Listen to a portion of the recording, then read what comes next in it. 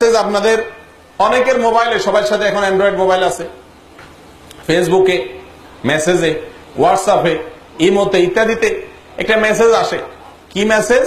অনেক মেসেজ আসে। এর ভিতরে একটা আমার নজরে পড়ছে যে ভাই, এই মেসেজটা যে মদিনা থেকে নবী করিম সাল্লাল্লাহু আলাইহি সাল্লামকে স্বপ্নে দেখছে, উনি বলছেন এটা এটা করতে, এটা এটা করতে, হান হান টান টান করতে স্বপ্নে দেখছে, এই কথাটা যদি আপনি 10 জন মানুষের কাছে আজকে প্রচার করেন, তাহলে এই কয়দিনের ভিতরে আপনি একটা সুসংবাদ পাইয়া যাবেন।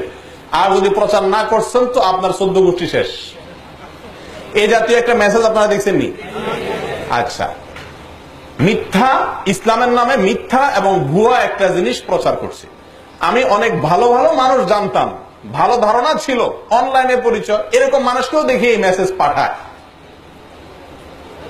তো এই লোক একটি বিদআত, ইসলামের নামে একটি ভুয়া জিনিসকে প্রচারে যদি সে লিপ্ত হয়, তো ওই যে 10 জনে পাঠাচ্ছে, 10 জন কত 10 জন যাচ্ছে, এ সবার গুনাহগুলো তাদেরটা তো তাদের আছেই, আপনার আমল নামে এক্সট্রা হিসাবে জমা হচ্ছে। আল্লাহ তাআলা আমাদেরকে হেফাজত করে।